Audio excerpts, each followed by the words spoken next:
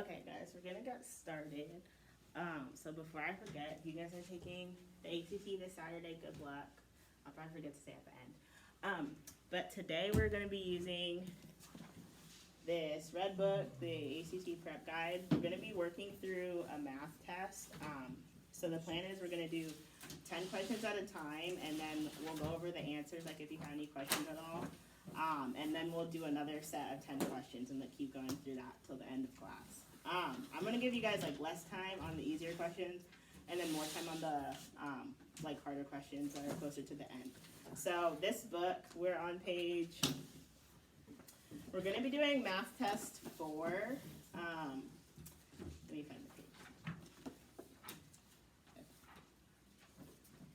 Alright, so it starts on page 634. So it's page 634 in this book. Math test 4. And then to start off, we're going to be doing questions 1 through 10. I'm going to give you guys like 10 minutes. And then you can like let me know if you finish early, if you need more time, anything like that. But we're going to start off with 10 minutes for questions 1 through 10. And then we'll go over the answers. So you guys have any questions about like what we're doing? I've already done this one. Oh, you've done but should I just do like a... Yeah, because I did a full-length test. I did this one. Okay. Should I just do like the next one and then grade it on my own later? Yeah, that sounds good. Okay.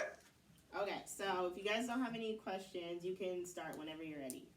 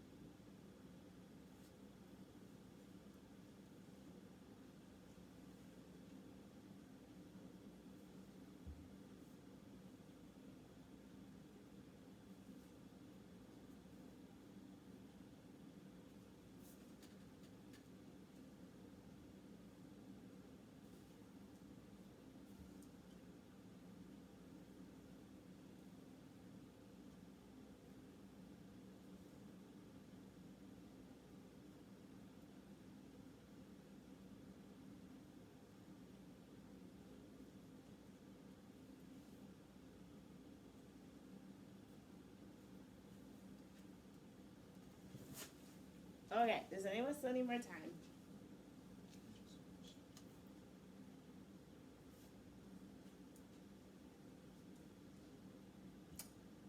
Okay, we will start going over them then.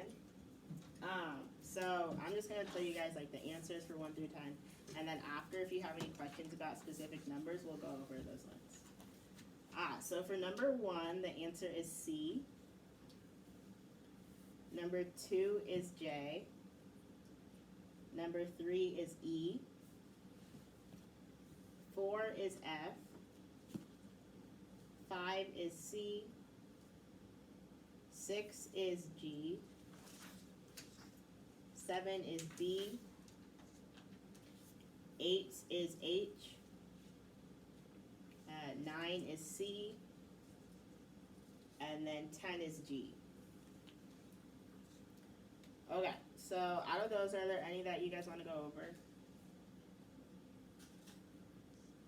Could you just repeat 7? Repeat 7. 7, the answer is B.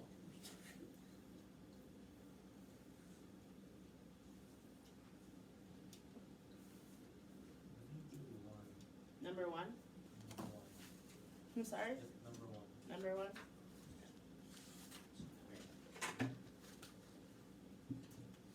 Do you guys want to do any others? Just repeat 2. 2? I'm still looking high for Saturday. Okay, any others you guys want to go over?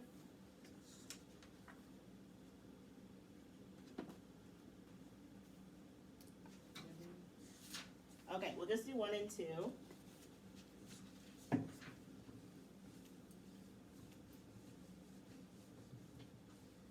Alright, so 1 says, the top surface of a rectangular table has an area of 100 square feet and a width of 5 feet. What is the length in feet of the surface? So I'm going to draw a picture. It's the top surface of a rectangular table. And we know the area is 100 square feet. And then we also know that the width is 5 feet. Sorry, this is not drawn to scale. Okay, so they're asking what the length is. So it's this value, what we don't know. So we know that to find area, it's length times width. So if we know that the area is 100 and that the width is 5, we can solve for the length. So we just divide both sides by 5, and then the length should be equal to 20 feet, which is option C, 20. Was a prism, not a square or a rectangle. Oh, okay. So that'd be it. All right, and then number 2.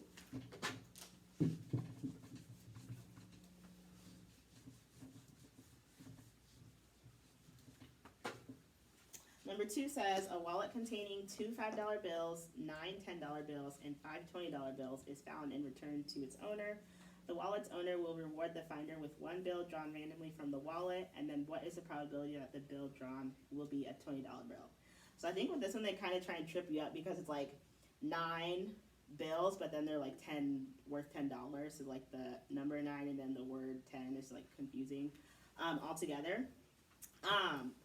But so the question is asking the probability that the bill drawn will be a $20 bill. So let's ask ourselves, how many $20 bills do we have? It says there are 5 $20 bills, so that's going to go on top of our fraction. And then what goes on the bottom is the total.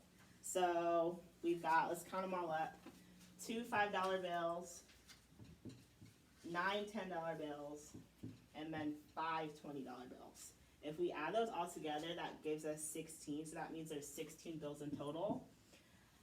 The chances of getting, and then there are 5 $20 bills, so the chances of getting a $5 bill is going to be, the chances of drawing a $20 bill is going to be 5 over 16, which is J.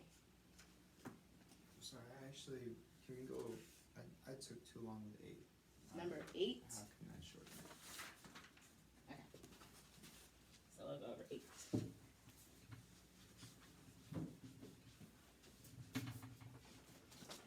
Alright, so number 8 says, students studying motion observe a cart rolling at a constant rate along a straight line. The table below gives the distance in feet. The cart was from a reference point at 1 second intervals from t equals 0 seconds to t equals 5 seconds. So basically they give us like this table, and they ask which of the following equations represents this relationship between d and t. So we can use, you guys, you've seen this formula before, but this is the slope-intercept form. We can use this like equation style to write an equation for the table they give us, number 8. So like my x and y, I'm gonna do the time as x. X is gonna be time, and then y is gonna be like the distance. So y is gonna be equal to, remember m in slope-intercept form, m is the slope, and then b is the y-intercept.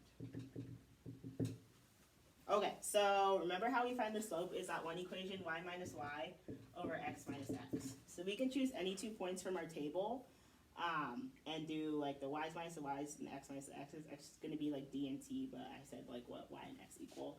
So I'm gonna choose, for my y values, I'm gonna choose 18 and 15. So y minus y, and then the corresponding x would be 1 minus 0. So 18 minus 15 is 3, 1 minus 0 is 1, and so for my slope I got 3. So let's plug that into our equation that we're writing. Y equals 3x plus, and then the y-intercept. So remember the y-intercept is the value when x equals 0. And so they made it really easy for us, but if I'm using my x as time, they told us that when time is 0 seconds, the distance is 15. So right away, that's my y-intercept. And then the equation I've written, y equals 3x plus 15. It's not exactly, but if you look, d equals 3t plus 15 is almost the exact same. It just got d and t instead of y and x, which is what I used. So by using the slope-intercept form and then finding the slope in the y-intercept, we can write an equation for the relationship between distance and time. All right, any other questions you guys want to go over? Anything else? Okay, if you guys have no other questions, we're gonna move on, except instead of doing, instead of like going on to the next one, we're actually gonna do questions 41 through 50. So those ones are gonna be a little bit tougher. So I think it's 10. I didn't hear you say 10. the answer for 10? Oh. The answer for 10 is G. Wait, so are we going to 41 to 50 then? Yep, so instead of moving on to 11, we're actually gonna skip to 41, and we're gonna do questions 41 through 50. So I think you guys are doing pretty good on time. I'll give you guys like 12 minutes this time, because these ones will be a little bit tougher. Maybe you'll need longer. We'll just see, like, when you guys are done. But we'll start off with like 12 minutes, and then if you guys have any questions on those ones, we'll go over them at the end. So kind of the same thing, except this time we're doing questions 41 through 50. All right, that makes sense? Okay, you guys can start when you're ready.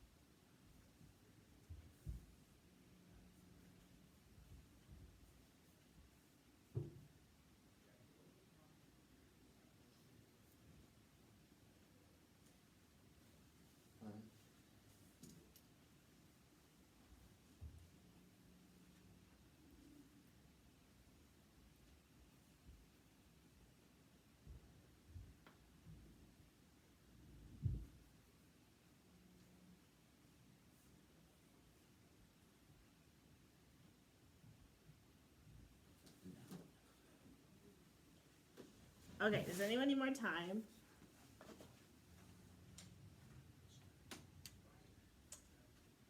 All right. So the reason that we started with like 41, and maybe you guys disagree, but I thought like 41 and 42 were a little bit difficult. Those ones at the beginning. As you keep going, like 43 and 45, I thought those were like a little bit more doable than 41 and 42. 45 was doable. 45. Yeah, which one? Still Yeah. need to divide by 7, right? Well, we'll go over it.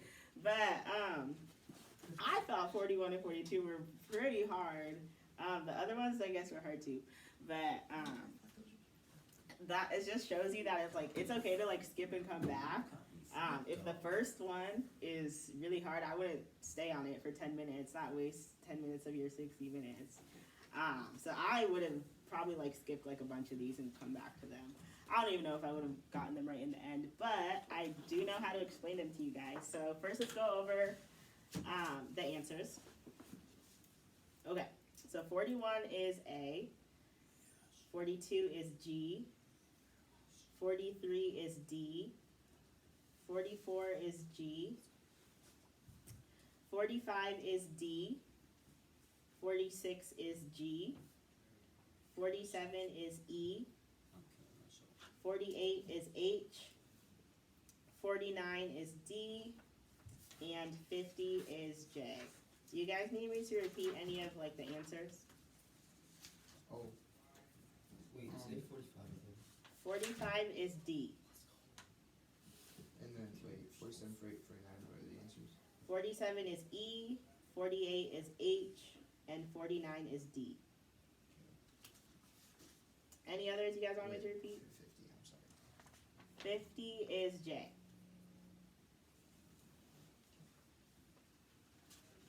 Alright, so which ones do you guys have questions on? 50 and 42. 42. Any others? 53. 53. I mean 43. Oh, okay. 45. 45. Yes. 46. 46. 47. What was 46? Was that G? 46 Yes, G. is G. You said 47? Yeah. 48 and 49. Kill yourself. We're going over all. Okay. Does anyone want 41? No, that one was easy. I thought that one was hard. You guys thought 41 was easy? 42 is easy too. Wow, I guess we're just different. Okay. I'm just go different. Okay. So 42. Oh, I also thought 42 was a little bit difficult. So instead of me explaining it up here and butchering it, we're all gonna flip to the back of the book. Hey, yo. Wait, So- what if we got it? See how it is. What if we got it? Do we not have to? If you got it right, well, you don't have to if you don't want to. But page 722 is gonna explain 42. So if you flip there, I kind of talk about it too. I have no idea what you're saying. So page 722 in this I'm book. just ready to go get like 26 on this thing. On Saturday. That's not bad. So it's going over the answers for this math test we just took, and then it goes over question 42. So 42 says for all x such that 0 is less than x is greater than or equal to 0 but less than or equal to 90, which of the following expressions is not equal to sine of x degrees? And then the correct answer was G. The only one that's not equal to sine of x is sine of negative x degrees. And so page 722 explains it better than I could. I don't want to like confuse you guys. But it says the correct answer is G, and so it kind of explains all of the answer options. So for answer choice F, it says because the function f of x equals sine of x is an odd function, if you do sine of negative x, that's going to be negative sine of x. So that explains why that one's not equal to sine of x. It's equal to negative sine of x. That's the only one that's different. F, H, J, and K all end up becoming sine of x. For F, the two negatives cancel out, and you get sine of x degrees, sine of x degrees, so that one's not gonna work. For h, there's something called the confunction identity, and that proves that cosine of 90 minus x degrees is equal to sine of x degrees. For j, kind of like moving numbers around, you get that same confunction identity that proves that cosine of x minus 90 degrees is also the same as sine of x degrees. And then for k, one of the trig identities is that sine of x is the same as 1 minus cosine of x. And if they do 1 minus cosine of x squared, but they put a square root over the top, you're still going to end up with sine of x. Okay, sorry if that was confusing. I just plugged in a random number in between Yeah. 0 and 90. Oh, you did? To every In your single- calculator? Yeah. Okay. It's opposite, so. That makes sense. That's a smart way to do it. I guess I didn't use a calculator on that one. But yeah, that would be an easier way to do it, I guess. So if that kind of made sense for 42, but that's what you could solve if you didn't use a calculator. Okay, we're good on that? Alright, 43. So 43 says a 3-inch tall rectangular box with a square base is constructed to hold a circular pie that has a diameter of 8 inches. Both are shown below. What is the volume in cubic inches of the smallest such box that can hold this pie? Okay, so the pie has a diameter of 8 inches. So our box has to be at least 8 inches across, and then it's also got to be at least 8 inches this way, because our pie has to fit inside. And then they also told us that the box is 3 inches tall. So that's gonna be like our, sorry I can't draw that, but that's gonna be like our depth. So if we do 8 times 3 times 8, you get 192, which is the smallest box that would hold our pie, because we need it to have at least, it needs to be at least 8 across and at least 8 wide. Does that make sense? Okay. No one wants to do 44. Okay. So 42, 43, 45. Alright. 45 says, given today is Tuesday, what day of the week was it 200 days ago? So the first thing I would do, I know there's 7 days in a week, so I'm going to do 200 divided by 7 in my calculator. And then you get 28.57. So that's not a whole number, but to go back to another Tuesday, if I were to do 28 times 7, you get 196. So I know that 196 days ago, it was a Tuesday. I don't want 196 days ago, I want 200 days ago. So from there, we're just gonna kind of move backwards. 197 days ago is a Monday. 198 days ago is a Sunday. 199 days ago is a Saturday. And so then 200 days ago is a Friday. So I get how to do that problem, but I'm never gonna see it again. Well, who knows? You might see it on Saturday. I literally could not count 4 days back from Tuesday. Well, you could just write it out. Yeah, I put Saturday. Yeah, I was like between Friday and Saturday. Uh-huh. Friday. Somehow I ended up on Friday, counting back from Tuesday. Well, hopefully I don't know, Mondays. you get it right. Okay. So this makes sense to everybody. How we did that. Alright, let's go over 46. So 46 says in the figure below, line M is perpendicular to line N. Both lines intersect line Q at the same point. The measure of angle 1 is 3x minus 10 degrees, and the measure of angle 2 is 2x plus 10 degrees. What is the measure of angle 3? So I'm not going to draw it up here because you guys can all see it in your book. But angle 1 and angle 2 are vertical angles, which means they are congruent. So we can set those two equations equal to each other. So 3x, or expression. So 3x minus 10 is equal to 2x plus 10. And then I'm going to solve for x. So I'd subtract 2x on this side. Leaves me with x minus 10 is equal to 10. Now I'm going to add 10 over, so x is equal to 20. And that's not what they're asking for. They're asking for the measure of angle 3. So there are like a couple of different ways you can find it. But I know that angle 2 and angle 3 are forming a 90-degree angle. So if I plug in x to find angle 2, I can subtract 90 from that, and then it'll give me like what angle 3 is. So So I'm gonna solve for what angle 2 is. I'm gonna plug 20 into 2x plus 10. So 2 times 20 is 40 plus 10 is 50. So I know that angle 2 is equal to 50 degrees. If angle 3 and angle 2 are complementary, they're forming a 90-degree angle, I should just do 90 minus 50, and that'll give me 40 degrees, which is angle 3.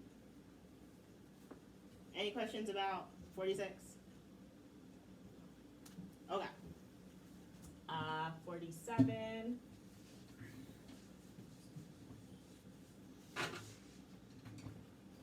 Says the greatest common factor of two whole numbers is 10. The least common multiple of these same two numbers is 120. What are the two numbers? Okay, so I think like a really helpful thing to know for the ACT would be like the definition of the greatest common factor and then the definition of the least common multiple. So what the greatest common factor means is like the largest number that's gonna go into like all of our terms. And then the least common multiple is the smallest number that all of our terms can like go into, they can be divided into. So they told us that the GCF is 10, and it's for two numbers, and then the least common multiple is 120 for those same two numbers. Okay, so what I would do, my method for these ones would be to kind of guess and check. So let's look at option A, 6 and 20. Okay, so the GCF is 10, so does 10 go into both 6 and 20? 10 doesn't even go into 6. It goes into 20, but it doesn't go into 6, so that's not going to be correct. For option B, 10 and 12, okay, well 10, the GCF goes into 10, but 10 doesn't go into 12, so that's also not correct. Option C is possible. 10 goes into 10, and then 10 also goes into 20, but let's check the least common multiple. So is 120 the smallest number that both 10 and 20 can be divisible by, or can go into? Well, 10 and 20 can both go into 20, so if I was to do 10 and 20 as my pair, 20 would be the least common multiple, so 10 and 20 as a pair is not going to work. So let's keep checking. What in the D did you just say? Yeah, what? Sorry, okay. So we checked 10 and 20 for the greatest common factor, which is 10. So 10 can go into 10, and 10 can also go into 20. Yeah. So it's a possibility, but then we have to check the least common multiple. So the least common multiple is the smallest number that both of our terms can be divided into. So 10 and 20, what's the smallest number that both of them both go into? So it's gonna be like our number divided by 10 and 20. 40? It's 20, yeah. 20 is the least common multiple because 20 can be divided by 10, and then 20 can also be divided by 20. So the least common multiple of that pair, 10 and 20, is 20. What they described in the question, it says the least common multiple is 120. So because for 10 and 20, the least common multiple is 20, C is not going to be the correct answer. Okay. I picked C just because I got to greatest common factor and it looked right. Yeah. So you got to check both of those. So we could keep going, but for E, the greatest common factor 10 would go into both 30 and 40. And then the least common multiple for 30 and 40 is 120. So that's the only option that works. Okay. 48 says the side lengths of a certain triangle are 4, 5, and 7 centimeters. Which of the following descriptions best classifies this triangle? So what I did was like draw a picture. You guys don't have to do this, but okay, 4, 5, and 7. If all my sides are different lengths, that means that it's not an equilateral triangle, and it's not going to be isosceles, because for isosceles triangles, 2 of the sides are the same length. So that crosses off J and K. We're left between F, G, and H. So it's either scalene acute, scalene right, or scalene obtuse. Well, by my drawing, you can tell it's not a right triangle, but then also because the Pythagorean theorem wouldn't work, so you know it's not a right triangle.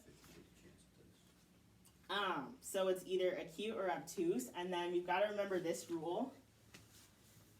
I got to this point and I just did 50-50. Okay, so with acute triangles, a squared plus b squared is less than c squared. So that means the two shorter sides, if you square them, is going to be less than the longest side squared. And then for obtuse triangles, It's opposite. yeah, a squared plus b squared is greater than c squared. So if you guys remember this rule, we can just like plug it in and check. If you do 4 squared plus, Yeah, how do you 5 know squared. which one is the so hypotenuse? c is always going to be the longest side. Okay. So 4 squared is 16, 5 squared is 25, and then 7 squared is 49. Okay, well my a squared and b squared is greater than my c squared, so that tells me that it's an obtuse triangle. So that's answer choice H. Okay, that makes sense? Yeah. Alright, 49 says, a professional baseball team will play 1 game Saturday and 1 game Sunday. A sports writer estimates the team has a 60% chance of winning on Sunday, or on Saturday, but only 35% chance of winning on Sunday. Using the sports writer's estimates, what's the probability that they'll lose both games? Okay. So, the probability that they'll lose both games is the probability that they'll lose the first game multiplied with the probability that they'll lose the second game. Yep. So the probability that they'll win the game on Saturday is 60%. So the chances of them losing is going to be 1 minus 60. It's going to be 40% or 0.4. And then the chances of them winning on Sunday is 35%. So the chances of them losing is 65%. So 0.65. So if I multiply the two chances of them losing on both of those days together, 0.4 times 0.65, you should get 0.26, which is a 26% chance of them losing both games. Okay, and then that was 49. So 50 is the last one. Alright, so 50 says the graph of f of x is shown below. What is the domain of f of x? Okay, so you guys know that the domain is kind of like like all the x values, but in our equation, the domain excludes where x is equal to 0. So let me write this up here.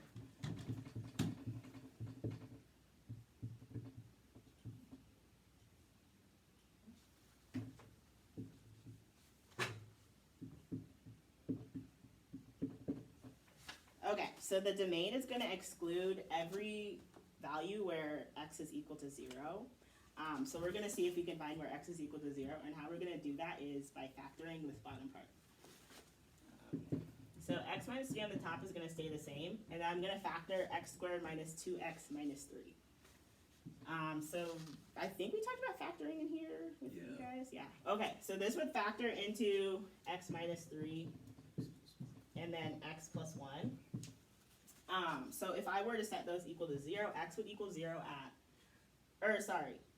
x would equal 0 at 3 and negative 1. Do you guys understand that so far? What kind of question is that? What kind of Like a quadratic or like Oh, yeah. This is a quadratic, so then you would factor it. And so the domain for this, for f of x, is going to be everywhere except for where x equals negative 1 and where x equals 3. So that's answer J. That's annoying. Okay. Do you guys have any other questions? Okay. Anyone online? Do you guys have any questions? Alright. Then, yeah, you guys are free to go. Good luck if you're taking the ACT on Saturday. And I'll see you guys next week.